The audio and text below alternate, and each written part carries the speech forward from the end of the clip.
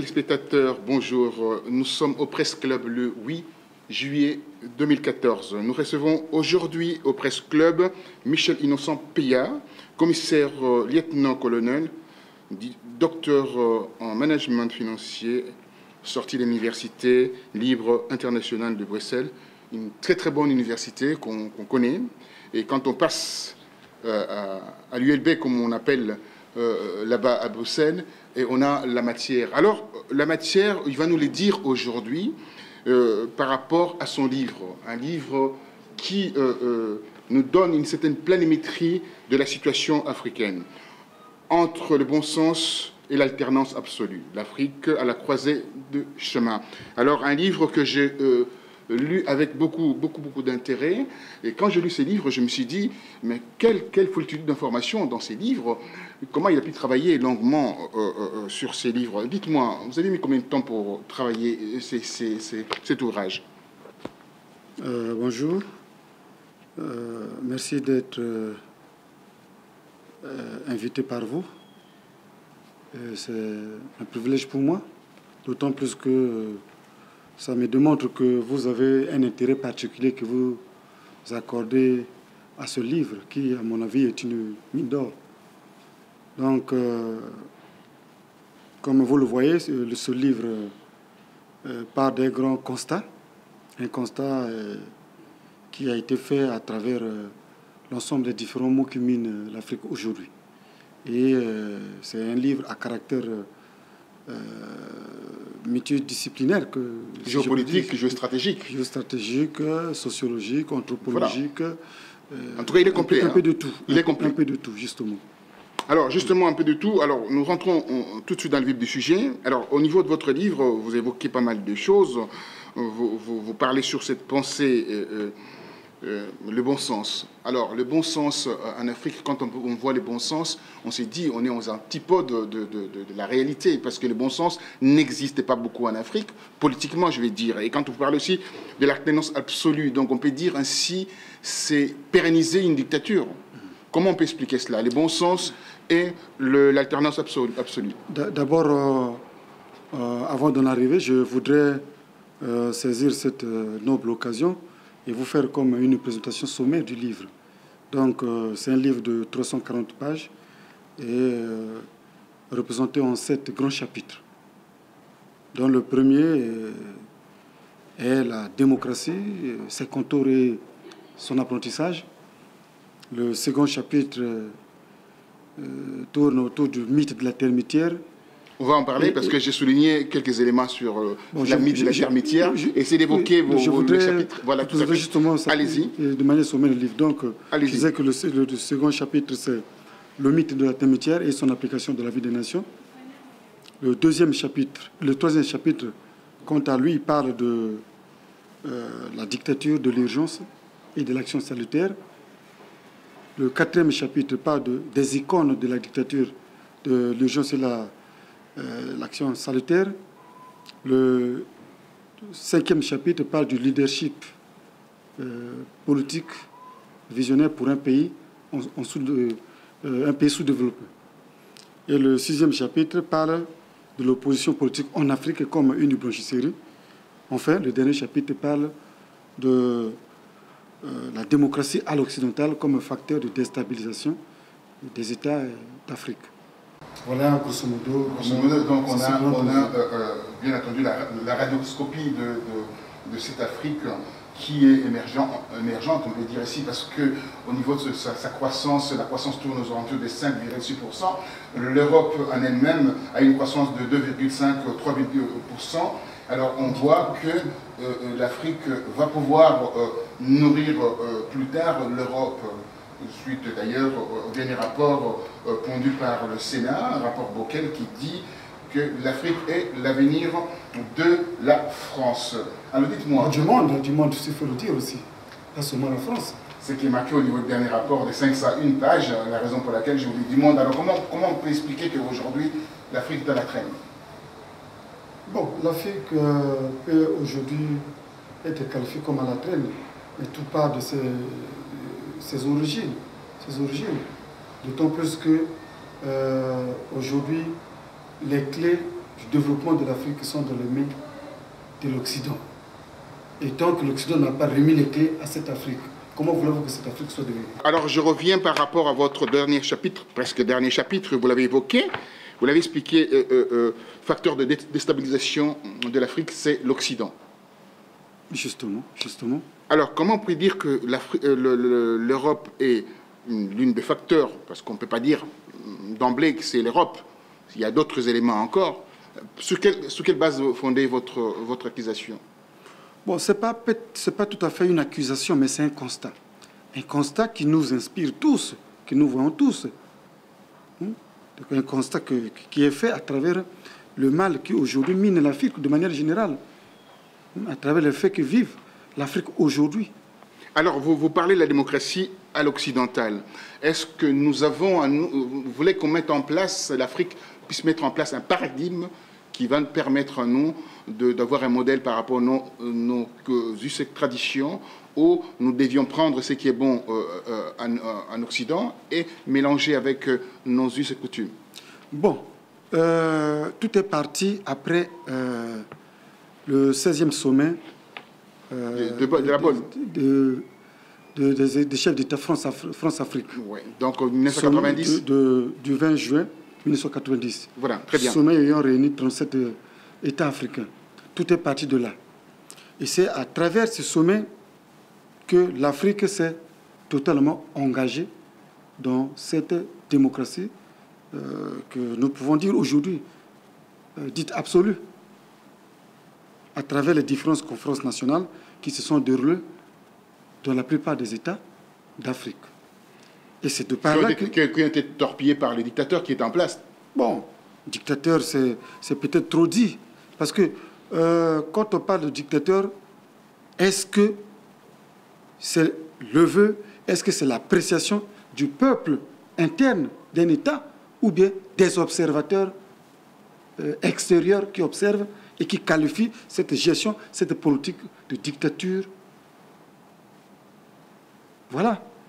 Si c'est une observation qui est faite par l'extérieur, par les observateurs, et si ce n'est pas fait par le peuple de manière souveraine, ce n'est pas une dictature. Alors vous avez parlé de ces sommets de la Bolle, 1990, piloté par le président François Mitterrand, si je m'abuse.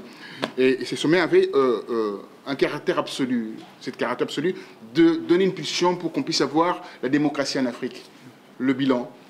Oui, mais justement, le sommet que le président Mitterrand avait conditionné l'aide des pays africains par l'accession de cette fameuse démocratie. Et d'ailleurs, à l'époque, le président Chirac, qui était Premier ministre, avait pensé que cette démocratie était un luxe pour les Africains parce que les Africains n'étaient pas encore en mesure de recevoir cette n'était pas encore mature, quoi. N'était pas encore mature. Bon, oui, n'était pas encore en mesure de recevoir cette démocratie. Alors, revenons maintenant sur ces livres. Aujourd'hui, le bilan se trouve chaotique 24 ans après son application, après son apprentissage. Nous constatons que cette démocratie ne fait que ramener les pays africains vers le bas. C'est pourquoi nous constatons qu'aujourd'hui, c'est un bilan qui est chaotique. Est-ce qu'on doit simplement indexer les Occidentaux qui sont derrière cette forme de cabale, une prédation à l'endroit de l'Afrique, où nous-mêmes, nous sommes responsables de cette ingérence? Bon, justement, constat fait, c'est quoi? Comme je l'ai dit, 24 ans après son application, son exercice, nous constatons que les pays africains demeurent toujours dans un état de précarité. C'est exact. De manière générale. C'est exact. Et puis, chose brûlante, c'est que la plupart des États où les chefs d'État ont été chassés manu militari se trouvent aujourd'hui dans le chaos. Mais si le départ du président Kadhafi était salutaire, était souhaité parce qu'il était dictateur, mais je crois que la Libye n'allait plus vivre le sort d'aujourd'hui. Alors donc là, on revient sur votre titre, l'alternance absolue.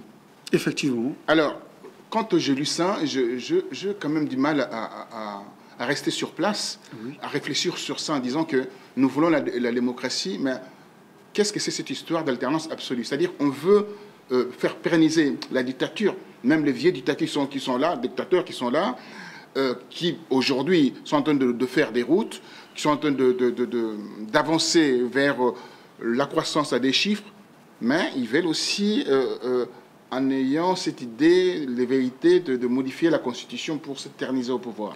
Mais la modification de la Constitution part d'où? Quand la démocratie elle-même est malade. C'est ça le problème. Quand la démocratie elle-même est malade. Suite, bien entendu, à cette caporalisation du pouvoir. Non, non, non. Parce que justement, quand je parle de la démocratie, parce que c'est vrai que l'Occident a bien voulu du départ du président Kadhafi, du président Saddam Hussein. Mais quel est le résultat? On croyait que le départ de ces chefs d'État allait transformer, changer les choses. Mais nous constatons que la Libye régresse dans un état de délabrement total. Alors, vous avez évoqué, au niveau de votre livre, je n'ai pas le chapitre ici, je vais le retrouver parce que j'ai intercalé les livres. Vous avez évoqué le cas de l'Irak.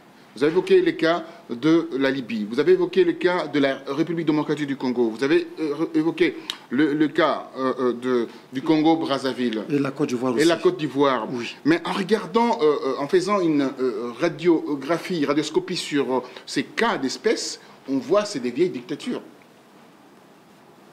Ben, dictature, c'est peut-être trop dit. Vous allez aussi me dire que l'exercice du président Mao, c'était une dictature. Vous allez aussi me dire que l'exercice du président Charles de Gaulle, c'était une dictature. Vous allez aussi me dire que l'exercice du président Abraham Lincoln, c'était une dictature. Ce n'est pas le cas. Vous allez aussi me dire que l'exercice du président Raoul, du président cubain. Cubain, ah, d'accord, ok. C'était une dictature qui est restée longtemps au pouvoir. Mais non. Si le peuple... Mais Fidel Castro a été quand même un brillant dictateur quand même dans son genre. Mais oui, en laissant les pouvoirs... Dictateur, quand je dis dictateur, c'est quand c'est l'extérieur qui apprécie. Si c'est l'appréciation de l'extérieur. Mais d'une manière interne, si c'est un leader visionnaire, un leader charismatique, rassembleur, et qui apporte des changements à son peuple, la paix, la sécurité, en ce moment, de quoi il peut être qualifié de dictateur? Oui, effectivement, on peut regarder ce qui se passe chez Fidel Castro. Au niveau de l'accès aux soins, est complètement gratuit. Ben voilà, on voit les... Mais en quoi il est dictateur? Voilà. En quoi il est dictateur? Si le peuple, surtout dans sa politique, et s'il apporte des actions salutaires à son peuple, en quoi il peut être qualifié de dictateur? C'est autant pour dire que les autres chefs d'État qui sont passés, vous avez parlé du président Mobutu, vous avez parlé du président Fobani. Vous parlez de Mobutu aussi au niveau de votre livre, 80... Parce que le problème, c'est quoi? Oui. Ce constat, justement... Vous avez magnifié un tout petit peu Mobutu quand même. Vous avez fait l'apologie de Mobutu. Oui, bon, en fait, l'important de ce livre n'est pas peut-être de faire le culte de personnalité d'un leader, c'est que vous avez parlé aussi. Vous avez parlé de culte de personnalité, encore moins l'apologie d'un système. Vous savez, on ne peut pas aujourd'hui faire le bilan de gestion d'un leader sans certainement avoir certaines pesanteurs. Et que certains disent oui, d'autres diront non. Alors revenons un peu par rapport c'est le cas d'espèce du Congo-Brazzaville. En 1997, il y a eu la rébellion, deux partis qui se battent en pleine ville, 20 000 morts. Tout cela pour asseoir une dictature, entre guillemets. Vous direz que ce n'est pas une dictature, vous allez peut-être l'expliquer. Sassou revient au pouvoir, Lissouba, on s'en va parce que Lissouba devait travailler avec les Américains, les Français ne sont pas d'accord. Et voilà, derrière Total Elf fomente un coup pour déstabiliser le pouvoir en place. Vous croyez que c'est un moyen normal pour accéder au pouvoir? Non, mais je le dis comme ça, mais c'est à vous maintenant de nous expliquer qu'est-ce qu'il y a eu réellement. Ça, c'est des choses qui m'échappent et que je n'ai pas de maîtrise et que je peux me permettre à les développer. Si c'est les Américains qui sont derrière, si c'est les Français qui sont aussi de l'autre côté, ça, moi, je ne suis pas dans ça. Et d'abord, avant d'entrer de jeu, je voulais profiter de cette occasion pour vous dire que je suis un homme apolitique. Et c'est ma veste de chercheur. Vous êtes militaire? Oui, c'est ma veste de chercheur. D'accord. En tout cas, vous avez fait un bon travail de chercheur. Je tiens à rappeler quand même, c'est un travail extraordinaire que je pris le plaisir de lire cet ouvrage. Voilà. Donc, je disais que c'est ma veste de chercheur qui me permet, et qui m'a permis d'ailleurs de faire cette recherche. Et comme vous le savez aussi, je le dis, à travers le monde, les militaires font des grandes recherches et qui servent pour le monde. Vous voyez, comme la France comme les États-Unis, comme l'Angleterre, comme l'Allemagne, c'est des militaires qui ont fait aussi des grandes recherches à travers le monde, qui ont permis aujourd'hui... Général Leclerc, etc. Oui, Général Leclerc. On a fait un travail extraordinaire en France. De Gaulle aussi, vous avez évoqué De Gaulle tout à l'heure. Pareillement. Donc, Marshal Foch, c'est un travail... donc, tout à l'heure, vous m'avez parlé du cas du Congo. Je vous l'ai dit tout à l'heure qu'on ne peut pas aujourd'hui parler d'un leader sans avoir certaines présenteurs que d'aucuns pourront traiter, qualifier de partisans. D'autres pourront par contre dire qualifier de non-partisans. Mais notre mission à nous, c'est aussi quoi? À nos rôles de chercheurs, c'est de dire les choses comme elles se présentent à nous. Comme elles se présentent à nous, afin que les observateurs et qui nous lisent à travers nos œuvres se retrouvent, analysent et font des analyses réelles pour nos nations. Donc il ne s'agit pas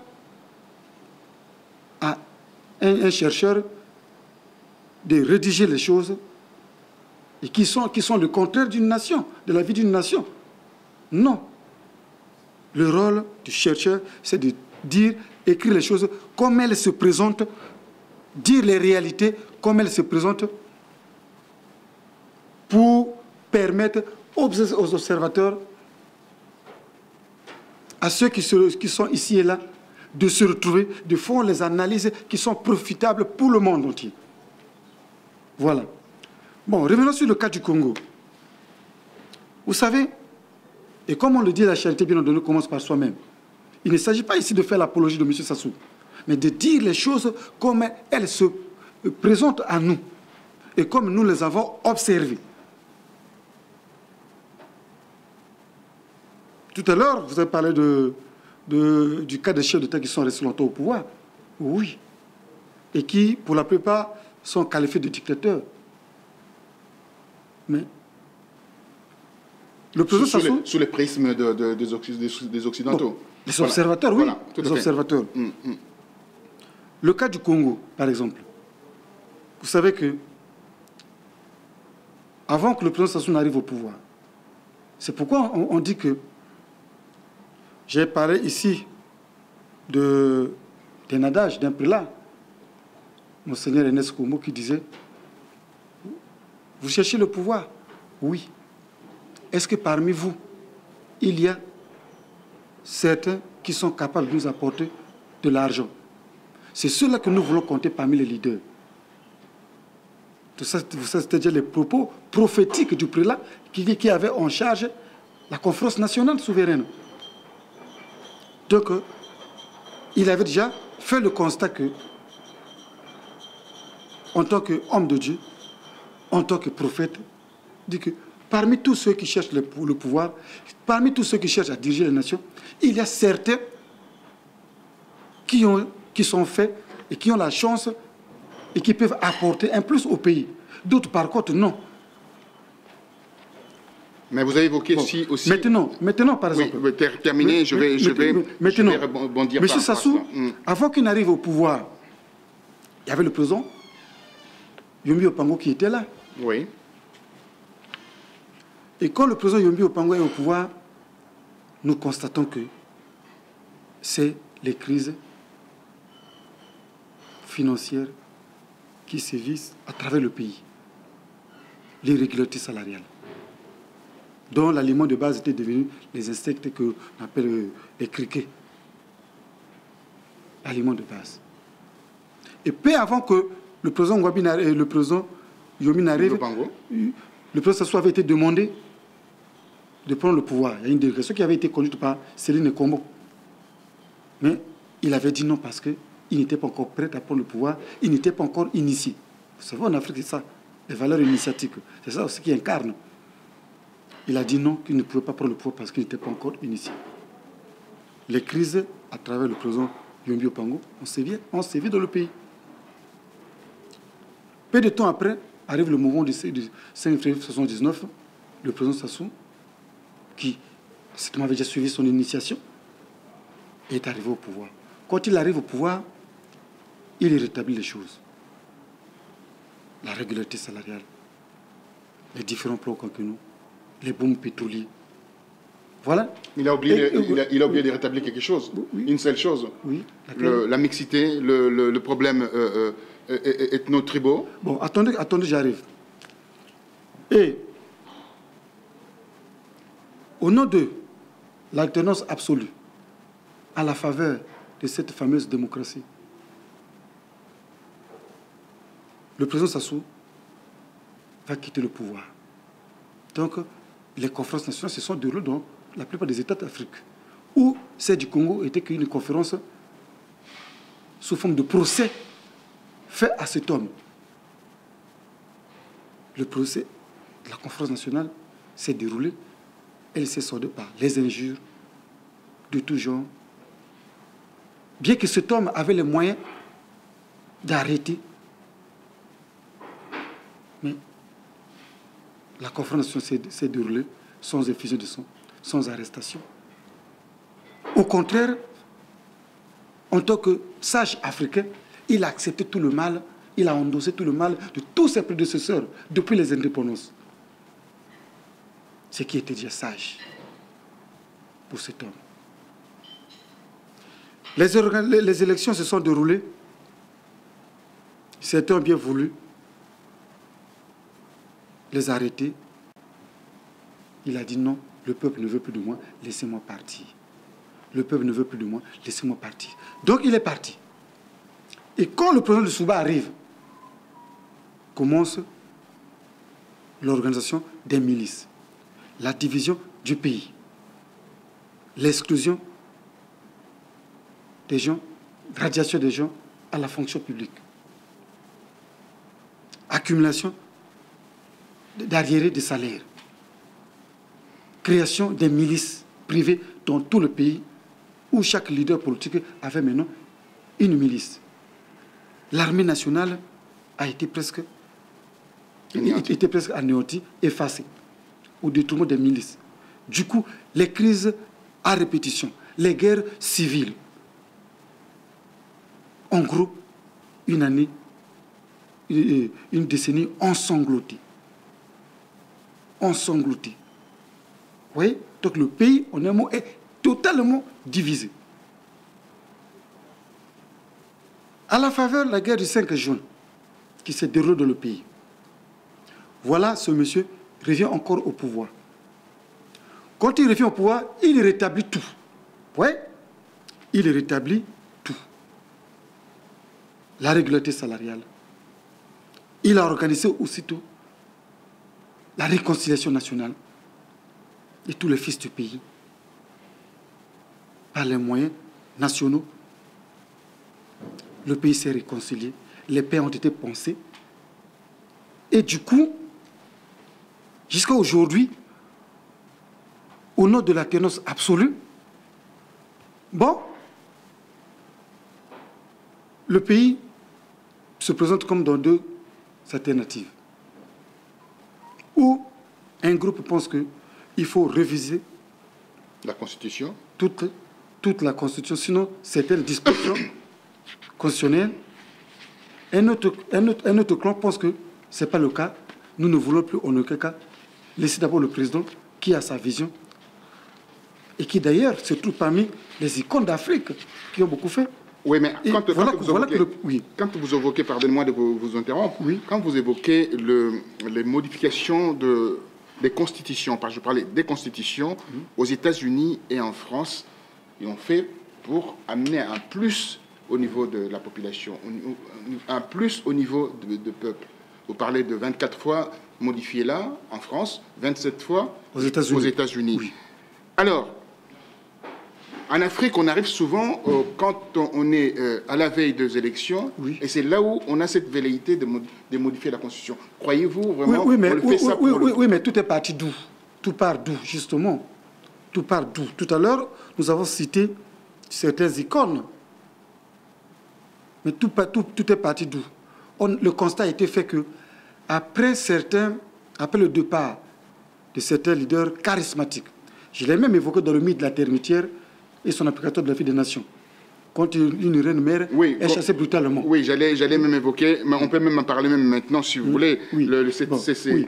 Donc, quand une reine mère est chassée brutalement de la termitière, elle part avec ses régiments constitués des termites, et remplacé par les serpents, le machin, comme vous l'avez dit, des scorpions. Voilà, c'est les serpents, les scorpions, les souris, les crocodiles, qui sont de nouveaux occupants de cette termitière. Est-ce que le crocodile sait comment cette termitière a été miraculeusement construite? Il ne fait que venir habiter. Mais est-ce qu'il sait comment cette termitière a été miraculeusement construite? Est-ce qu'il sait comment l'entretenir? Du coup, c'est le chaos qui règne et c'est le fondement de la termitière. Et ce qu'on a remarqué en Libye, on a remarqué en Irak, on a remarqué... Même en RDC, quand le président Mobutu est parti... J'allais parler de la RDC là, oui. Quand le président Mobutu est parti... Vous parlez de ça à page 81, je crois, au niveau de votre livre. Justement, le constat a été fait quoi? Comment? Quand le président Mobutu est parti, mais c'est des crises à répétition. Et vous parlez de crises, de poches de tension, vous parlez des rébellions. Mais quand vous parlez de ça, vous avez oublié quelque chose. Non, vous l'avez bien expliqué d'ailleurs dans votre livre. Il y a une certaine contradiction quand même. Je explique bien les choses. Je me suis référé à ça. Oui. Je me suis référé à ça. C'est comme en Côte d'Ivoire, après le départ du président Houphouët-Boigny, mais la Côte d'Ivoire, hier, était comme la France d'Afrique. Oui, effectivement. Il y avait la manufacture, on transformait nos produits, etc. Après le départ brutal du président Houphouët-Boigny, ce qu'est devenu la France, enfin la Côte d'Ivoire aujourd'hui. C'est un lapsus, ça, France-Afrique. Voilà. Ouais. Donc le constat est parti. C'est justement cette peur qui anime aujourd'hui les Africains et qui ne veulent plus perdre leur leader charismatique, visionnaire. Vous savez, on n'est pas chef d'État qui le veut. Non, on bâtit tout sur un homme. Vous parlez tout à l'heure le culte de la personnalité. Vous parlez dans votre livre. Oui, mais justement, c'est les hommes qui font les institutions. Les institutions ne font pas les hommes. Hein. C'est les hommes qui font. Vous êtes en contradiction avec le président Barack Obama qui dit que... Je ne peux pas être en contradiction avec un chef d'État. Je peux il a dit faut des institutions fortes. J'ai dit ce que je pense. Je ne peux pas contredire un chef d'État. Non. Je n'ai pas dit cela.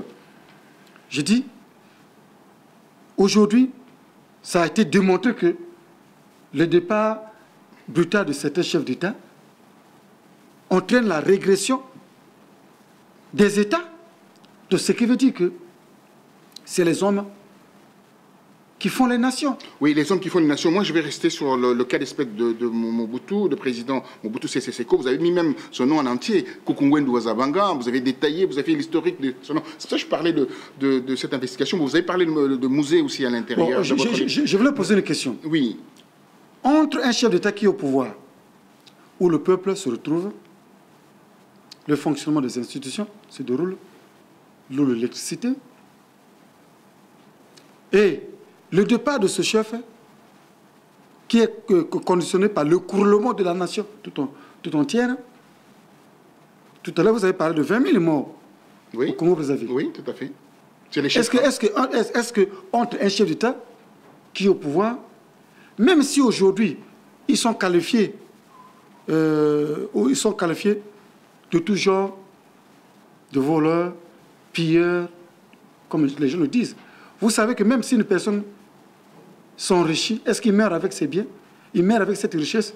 Mais on te voit un chef d'État qui est riche, qui ne meurt pas avec ses biens et qui les laisse sur terre pour la nation, et voir un État qui perd 100 000 morts, 10 000 morts, et Alors, quel est le choix à faire? Je répondrai par rapport à cela. Effectivement, c'est moi qui pose des questions, mais c'est une question qui a une certaine pertinence.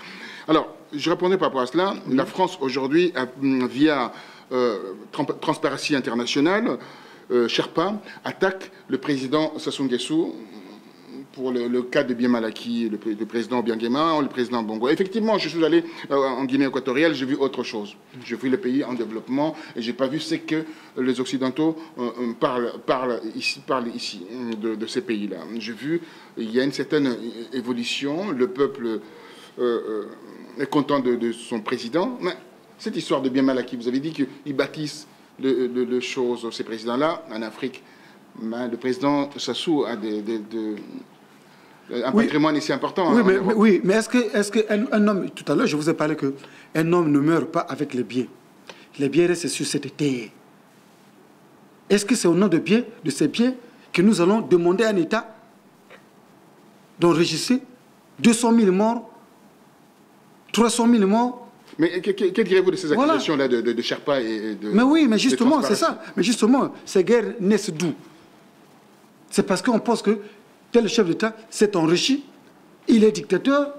Et donc, c'est au nom de cette dictature, c'est au nom de cet enrichissement que vous voulez qu'un pays, aujourd'hui, se retrouve avec 500 000 morts, 6 000 morts. Comme aujourd'hui, nous avons le cas de l'Irak totalement détruit. Ah, ça, parce que vous voulez voir un chef d'État. C'est terrible. Mais attends, le président Kadhafi a été enterré. Est-ce qu'il est enterré avec ses richesses? Ils sont restés. Pour la plupart, c'est resté au profit de cette nation. Au profit des banques étrangères. 200 milliards de dollars. Des banques étrangères. Pourquoi ne pas rapatrier cet argent, permettre à la Libye de se développer aujourd'hui? Puisque c'est à cause de ça qu'il a été sacrifié. 200 milliards. Pourquoi ne pas rapatrier cet argent? Donc ce n'est pas une raison pour mettre un État dans un état de délabrement total. Une question par rapport, apparemment, vous avez dit que vous ne faites pas l'apologie du président Sassou, ce qui est vrai dans votre livre. Je dis les choses comme elles se présentent. Il revient aux observateurs, aussi extérieurs, de savoir à travers nous l'histoire de nos États. Oui, alors l'histoire de disparaître des beaches, vous pouvez nous parler un peu de ça? Parce que là, aujourd'hui, il y a un procès qui va Ça, c'est des questions que je ne peux pas m'ingérer dans ça. Tout à l'heure, vous m'avez parlé des biens mal acquis de ces chefs d'État. Et quand vous êtes allé, vous avez vu le contraire. Le contraire, oui, effectivement. Donc, vous voyez, quand on parle de la clé de la démocratie, c'est ça. Est-ce que la clé de la démocratie au Congo, ce sont les biens mal acquis à travers les déclarations faites en France? Est-ce que c'est à travers l'histoire des disparus de budget? Où aujourd'hui, c'est dans les chaînes étrangères qu'on développe. Le retard du Congo, c'est les biens mal acquis. Le retard du Congo, c'est les disparus de budget. C'est prioritaire. Mais moi, je croyais qu'on allait aujourd'hui venir dire que l'Occident a remis tant de milliards de dollars pour le développement du Congo. Et voilà que M. Sassou a pris, n'a pas développé son pays. Ou bien, voilà, mais c'est ça qu'on veut. Ce n'est pas des petites guerres qui nous retardent. Nous voulons le développement de l'Afrique. Le développement d'Afrique, on a fait un petit tour au Congo-Brazzaville, on a vu l'aéroport de Maya-Maya, bien construit. Qui est d'ailleurs parmi les meilleurs en Afrique. Oui, ce que je dis, bien construit d'ailleurs. Okay. On a vu des routes d'Olizy, Pointe-Noire, Ponton d'Olizy. Mais c'est qui n'était pas hier aussi. Je suis en train de le dire. Alors, le bilan du président de la République au Congo-Brazzaville est salué par la population. Effectivement, les gens en parlent. Est-ce qu'ils en parlent pour avoir un CFA dans la poche ou bien ils en parlent réellement? Non, justement, on parle de questions de paix que je vous ai parlé.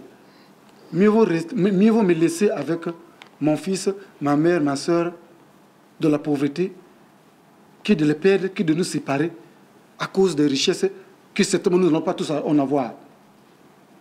Je préfère voir mon frère, ma soeur, mon fils dans notre pauvreté que de nous séparer. Voilà, le fils est là-bas, enterré, la maman est là-bas, dans tel côté. À cause des richesses qu'on nous fait miroiter, que nous ne sommes pas censés tous les trouver. C'est ça le problème. Mais le Congolais a vécu les douleurs d'hier. Il n'en veut plus, attention, il n'en veut plus. Il n'en veut plus. Le choix est clair. Est-ce que tous ceux qui crient au changement, tous ceux qui crient au bonheur, vous savez, dans ce livre, j'ai cité l'adage du sociologue philosophe allemand qui disait « Mieux vaut avoir, c'est-à-dire aimer le diable que tu connais bien, qu'un ange. Qu'un ange que tu ne connais pas. Oui, je l'ai lu là. Car l'on ne sait pas d'où l'on va. Ouais. Mais on sait toujours d'où l'on vient. Oui. Donc vous êtes diable, mais je collabore avec le diable. On est tous les jours. Je ne meurs pas, je vis. Mais je veux te faire partie parce qu'on m'a dit qu'il y a un ange qui veut venir. Il y a un ange qui veut venir. Mais cet ange, est-ce que tu le connais? Je reviens toujours au prélat prophétique de Monseigneur Ernest Kumbo, quand il disait réclamer la tenance absolue, c'est une chose, mais il faut éviter que le Congo vote un jour un démon à la tête du pays. Alors, lorsqu'on mange avec le diable, même avec une longue cuillère, on risquerait de se faire brûler les ailes. Mais donc, vous préférez manger avec le diable. Mais on prétend se brûler, mais on ne se brûle pas. On prétend, mais on ne se brûle pas, mais on vit quand même, on collabore, on cohabite. Alors, le mythe, je reviens sur le mythe de la termitière entre le bon sens et l'alternance absolue. Et donc, quand on regarde comment la vie s'organise dans une termitière, on peut dire qu'il faut préserver la reine.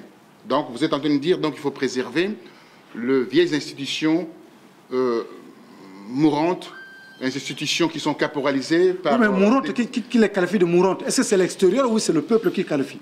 C'est ça le problème. Les institutions mourantes, qui les qualifient de mourantes? Est-ce que c'est le peuple interne ou bien c'est les observateurs au profit de leurs intérêts? C'est l'histoire qui nous explique. Oui, au profit de leurs intérêts. Tu disais, avant de partir, après moi c'est le déluge. Et en fin de compte, on se rend compte... Mais ça n'a pas été démontré? Ça a été démontré parce qu'il n'a pas mis des institutions fortes comme c'est réclamé par le président Barack Obama. On veut mais est-ce que le président Mandela, c'était une institution? C'est un leader charismatique. Voilà, voilà. Mais donc on a besoin de leaders charismatiques. Mandela n'était pas une institution, mais il a combattu une institution. Donc ce n'est pas une raison. C'est la règle, hein, c'est la règle. Enfin, c'est l'exception. Le problème, c'est que le constat est fait. Après le départ brutal de certains chefs d'État, vous voyez comment leur nation vivent. C'est ça le problème. Ça, c'est des règles simples que nous observons tous.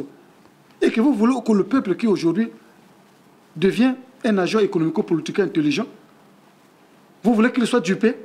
Parce que c'est vous qui demandez au peuple de ne pas voir ce qui se passe en Ukraine. C'est vous qui demandez au peuple de ne pas voir ce qui se passe en Libye.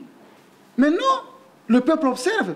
Quand il voit comment Kadhafi a été chassé, et par la suite, on croyait avoir le ciel à terre. C'est le chaos. Quand il voit comment Saddam Hussein est parti, on croyait avoir le ciel à terre. C'est le chaos.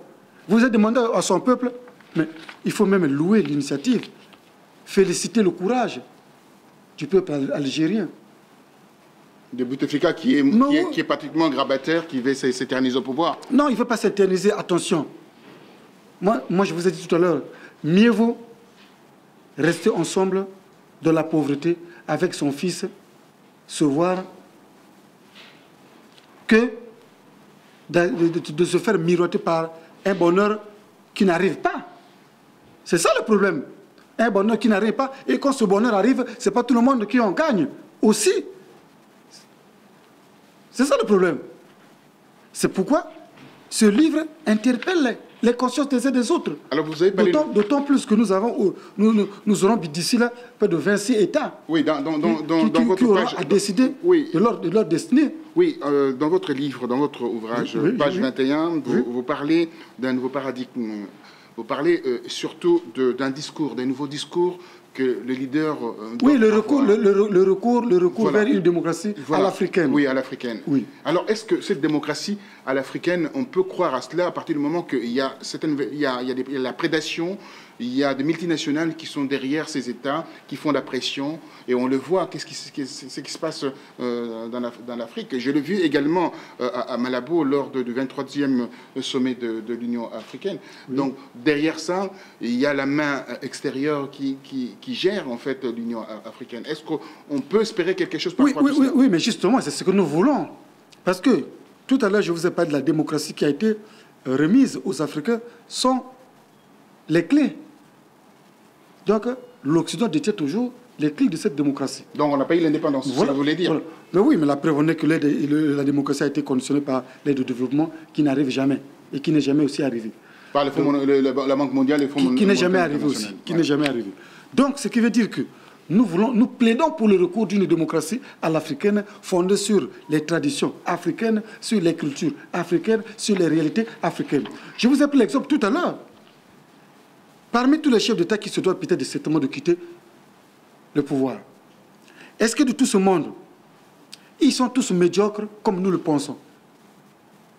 Est-ce qu'ils ont tous mal travaillé comme nous le pensons? Mais qui doivent subir la sanction de la ténance absolue.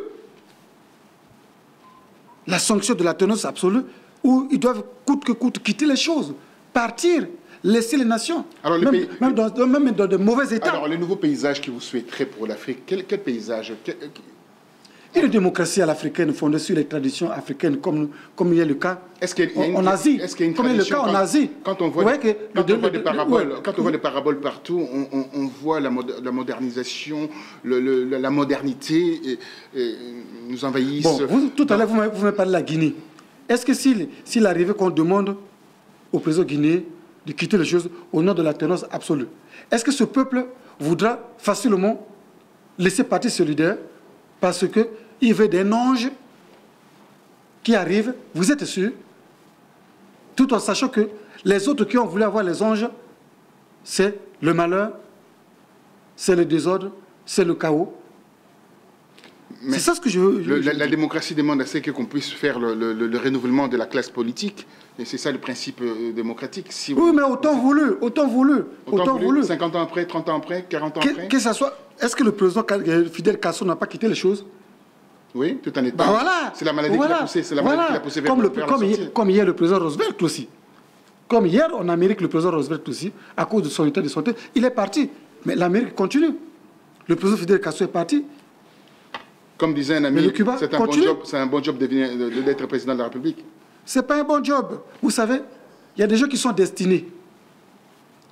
Il y a des gens qui sont destinés pour les choses. Et on n'est pas chez l'État qui le veut. Ce n'est pas du jour au lendemain que vous venez, plutôt que vous voulez être chef d'État. Non. Je vais venir sur le cas de Roosevelt. 27 fois, la Constitution des États-Unis. Tout à l'heure, vous m'avez posé cette question, justement. Oui. Alors, est-ce que c'est changé pour le bien d'un homme? Mais si une constitution peut être changée pour sauver la nation, si une constitution peut être changée pour sauver la nation, vous m'avez parlé de la Guinée que je me réfère toujours. Si c'est pour laisser cet homme, bien qu'il est fatigué, mais de mettre à profit son expérience, laisser son pays dans le bonheur. Tout à l'heure, nous avons parlé aussi de l'Algérie.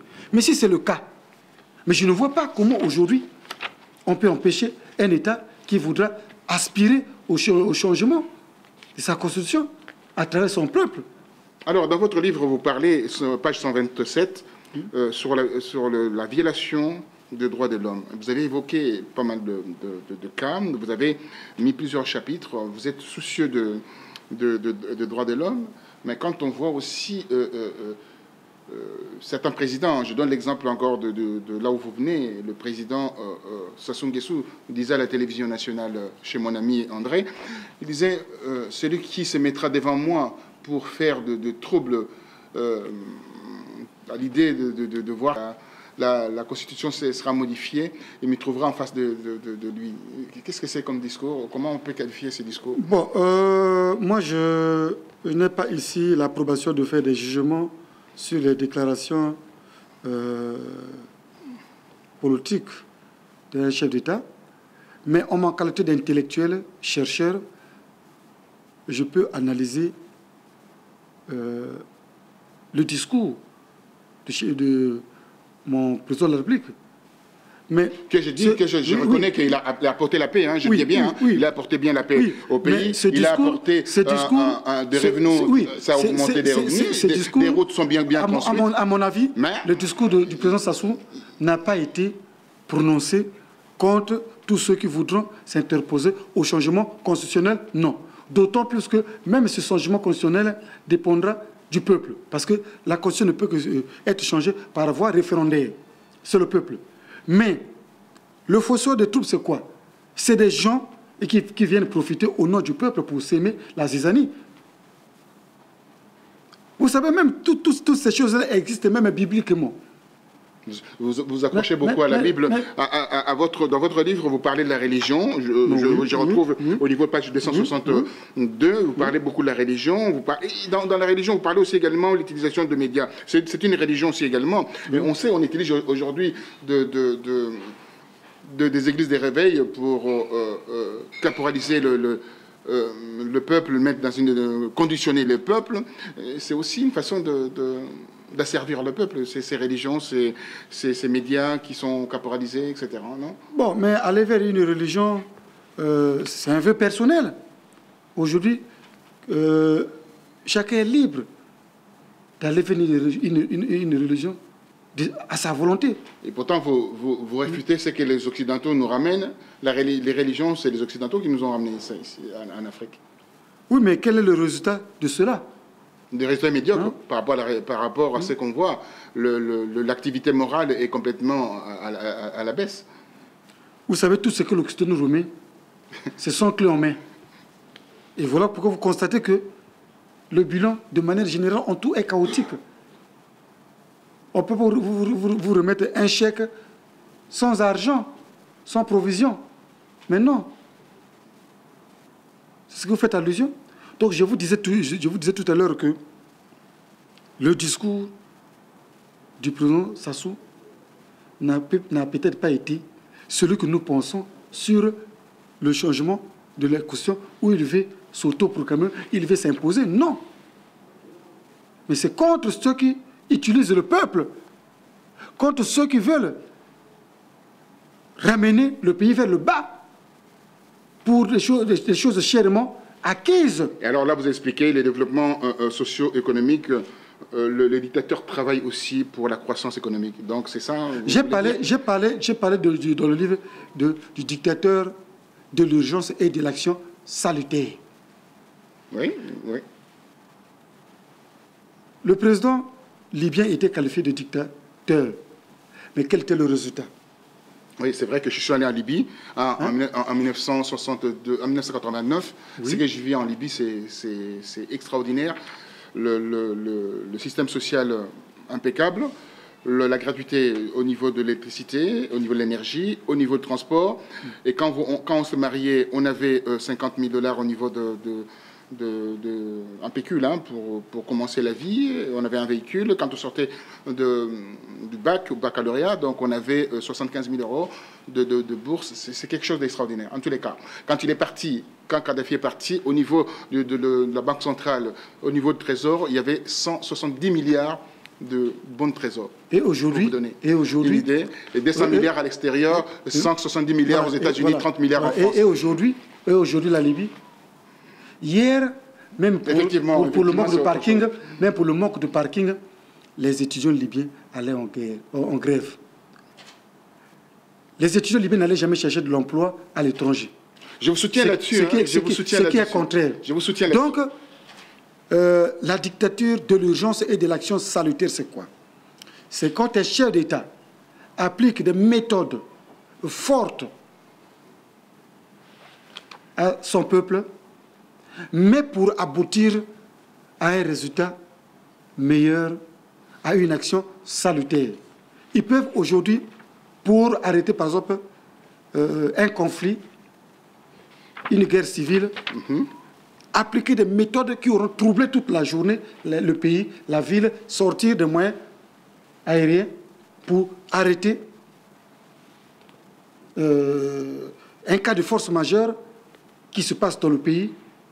Et la panique rentre dans tout de la ville. Il y a comme une ville morte. Mais pour que demain, la vie reprenne, au lieu que la vie soit continuelle, au lieu que la chose perdure pendant des mois, pendant des jours. Mais le chef d'État a utilisé les moyens forts qui ont paniqué la ville, mais pour que demain, la vie reprenne. Donc, une action forte, mais pour un résultat salutaire, pour un résultat meilleur. Alors, vous êtes sous tutelle de la Banque de France par rapport au franc CFA. Vous avez parlé des réformes, beaucoup de réformes monétaires sur la RDC. Vous parlez de 63, de 60, pardonnez-moi, vous parlez de 63 jusqu'à 83. Et aussi là-bas, donc, on voit, pour sortir de ces francs CFA, de zone franc, est-ce que vous êtes d'accord pour sortir de cette zone? Bon, on ne peut pas tout avoir le même jour. Nous sommes d'abord au centre de la démocratie. Et c'est la démocratie qui incarne toutes les choses. Quand elle est malade, au départ, tout ce qui s'ensuit ne peut pas trouver de bonnes guérisons. Donc, nous partons d'abord de la réparation de la démocratie. D'accord, ok. Et quand cette démocratie sera réparée, en ce moment, les autres questions s'en suivront. Parce qu'on ne peut pas tout avoir le même jour. Effectivement, on ne peut pas tout avoir le même jour, donc on ne peut pas rester longtemps aussi parce que l'heure avance. D'ailleurs, comme vous le constatez, dans notre livre, tel qu'il nous a été présenté par l'auteur que je suis, nous plaidons, je plaide pour le recours d'une démocratie à l'africaine. Ce qui veut dire que... Alors, pardonnez-moi, je vais rajouter quelque chose. Là, vous avez dit quelque chose d'essentiel. Je suis même sur la page 165, qui parle aussi du tribalisme dans la politique. Alors, vous parlez de retour vers nos us et traditions. Bon, le tribalisme de la politique, je voulais faire allusion à quoi? Alors, il faut que nous... Il y a des Vili, justement, il y a il faut que nous arrivions à ce point. Ça pose un problème. Il y a les gens du Nord... Tout à l'heure, quand je vous ai parlé de la réconciliation nationale qui s'était fait au Congo, l'objectif, c'était ça, réconcilier tout le peuple du nord au sud. Mais moi, je n'arrive pas à comprendre le petit pays au niveau superficie, non pas au niveau de la valeur ajoutée, au niveau de l'intelligence, parce que les Congolais sont... Mais autrefois, nous ne connaissons pas nous ne connaissons pas ces divisions ethniques. Nous voulons aujourd'hui qu'on nous dise, Monsieur X, c'est un travailleur, il est mon ministre, je travaille en harmonie avec lui parce qu'il est brillant. Il faut qu'il aille faire un tour à Oyo. Il faut qu'il aille faire un tour à Oyo. Non, non, non, non. Il n'y a pas que les gens de Oyo qui sont des ministres. Avoir bien, Oyo n'a peut-être que 2 ou 3 ministres. Oyo n'a peut-être que 2 ou 3 ministres. Ouais? C'est pour vous dire que ce n'est pas le fait d'être à Oyo qu'on soit ministre. Oyo n'a peut-être que 2 ministres, s'il faut le dire. Je peux vous les citer. Oyo n'a que 2 ministres dans tout le gouvernement. Il faut compter l'effectif, ils sont combien? Donc, ce n'est pas le fait d'être à Oyo qu'on soit ministre. Je voulais faire allusion, ministre, DG, chef de service, à tous les rangs que nous trouvons, si j'ai mon chef hiérarchique, qu'il soit du nord, qu'il soit du sud, mais que nous travaillons dans l'harmonie, la main dans la main. Alors, pour harmoniser les choses, vous parlez d'un leadership politique visionnaire, etc. Vous avez vu, vous avez donné l'image de Sassou Nguesso qui est visionnaire, qui essaie de conduire... Bon, Sassou Nguesso n'est qu'une illustration. Sassou Nguesso n'est qu'une illustration. Alors, ils sont nombreux en Afrique. Vous m'avez parlé du président Obiang. Il n'est pas présent au Congo. Sassou Nguesso n'est qu'une illustration. Alors, pour terminer, le rôle de l'opposition, parce que vous avez expliqué vous-même dans votre livre, vous avez parlé de l'opposition comme facteur essentiel de la démocratie. Sans opposition, le pays ne peut pas aller de l'avant, donc on ne peut pas voir la transformation, même au niveau idéologique. Or, l'opposition, quand on regarde en Afrique, c'est souvent, pas au Congo-Brazzaville, hein, je vois qu'il y a l'opposition. D'autres pays, l'opposition complètement muselée. Et vous croyez, et chez les dictateurs aussi, des gens qui veulent modifier la Constitution. Il y a 5 pays en Afrique. Il y a le Burkina Faso, il y a le Rwanda, il y a le Burundi, il y a le Congo-Brazzaville, il y a le Congo-Kinshasa. Vous avez parlé du Rwanda. Le Rwanda d'hier et ceux d'aujourd'hui. Il y a une croissance exponentielle dans ces pays. Voilà. Et pour tout ce que ce peuple a vécu, est-ce que ça ne fait pas une fierté? Oui, il y a une grande fierté, oui. Nous observons aujourd'hui cette nation, dans sa vie actuelle, pour tout ce que ce peuple a vécu hier. Ce n'est pas une fierté de voir le Rwanda d'aujourd'hui. Alors l'opposition. Oui, mais l'opposition pour l'opposition, je l'ai dit dans le livre. Oui, c'est pour ça que je reviens sur. Il ne faudra pas que ce soit une opposition de ventre. C'est ça. Il faut faire une opposition de ventre. La journée, on est opposant, le soir, on est avec Sassou. C'est ça. Bon, quand je ne parle pas de l'opposition de ventre, c'est ceux qui mettent leur ventre devant, dans toute l'Afrique. Voilà pourquoi j'ai parlé de l'opposition comme une opposition politique, comme une blanchisserie en Afrique. Oui, oui. Tu as été mon adjoint, tu as collaboré, tu étais ministre, tu as signé le contrat en lieu et place de l'État. Aujourd'hui, par le fait qu'on dit que ce n'est plus toi, tu deviens opposant. Ça, c'est une opposition. Et tu deviens blanchi. Tu deviens le modèle, tu deviens un exemple. Ça, c'est une opposition. Je l'ai même développé. Vous faites partir d'une assemblée qui vote les lois. Cette même assemblée que vous pensez qui vote les lois en défaveur d'un État, dont vous faites partie, et vous êtes fiers de venir dire aujourd'hui que non, cette loi a été votée par le pouvoir de X, dont vous n'avez pas siégé. Mais puisque vous siégez, vous êtes là présent quand ces lois sont votées. Et demain, vous êtes fiers de dire que c'est la loi qui a été votée par tel Parlement. Alors, on va au terme de notre émission. On est une heure, ça passe très très vite. Voyez-vous, ça va très très vite. Oui, c'est très intéressant. D'ailleurs, je l'ai spécifié. Ces livres, c'est une mine d'or. 340 pages d'un travail minutieux, méticuleux. C'est un travail de recherche. Hein. Il y a eu des recherches. Vous avez mis combien de temps pour mettre en place cet ouvrage? Parce que je vois, il y a quand même un travail important, assez élaboré. Je suis même en train de préparer un deuxième. Déjà? Petit à petit, à travers les questions que vous me posez, à travers ma tournée, tout ce qu'on me pose comme problème, préoccupation, toutes les remarques des uns et des autres, petit à petit, j'écris. Et c'est là que je sortirai un nouveau document encore. Vous n'avez pas été secondé par un nègre de service qui vous a aidé à écrire ces livres? Les années à venir. Vous savez, le livre, quand on l'écrit, nous le soumettons toujours à la lecture des imprimeries. Ça, c'est normal, c'est la logique. C'est la logique, oui, voilà, d'ailleurs. Alors, un mot de la fin pour dire aux Africains que voilà, nous comptons sur l'Afrique.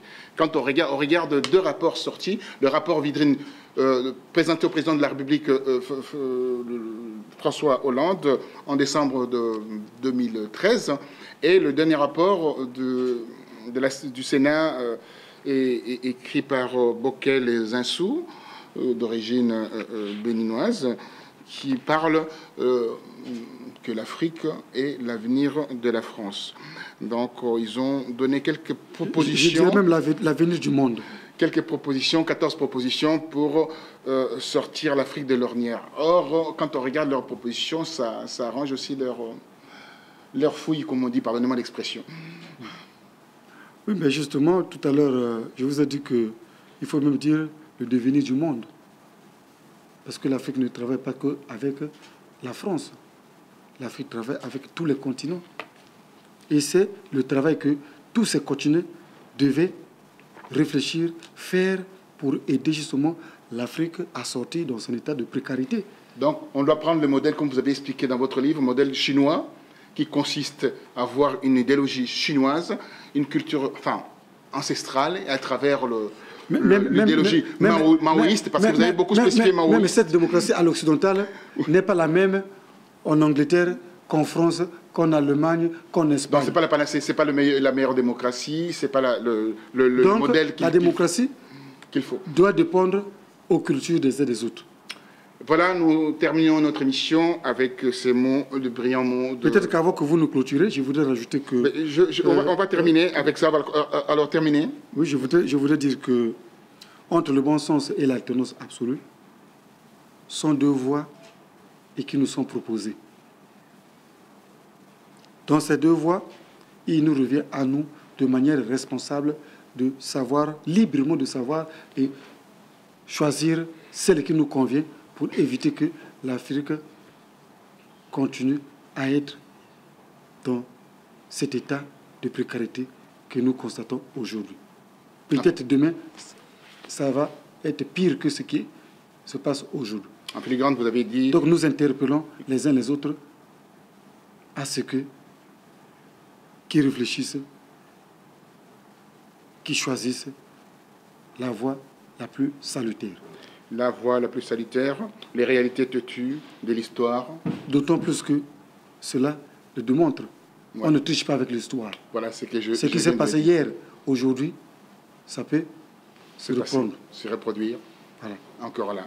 Merci à vous, Michel Innocent Peya. Entre le bon sens et l'alternance absolue. Vous réfutez complètement cette alternance absolue. Donc, vous laissez nos us et coutumes prendre le dessus par rapport à ce que les Occidentaux veulent nous imposer comme modèle. Il nous revient à nous de choisir la voie la plus salutaire entre les deux qui nous sont proposés. Merci à vous et à très bientôt. Merci. Merci. Merci. Merci. Merci à vous. Le plaisir pour moi d'être invité par vous. Merci.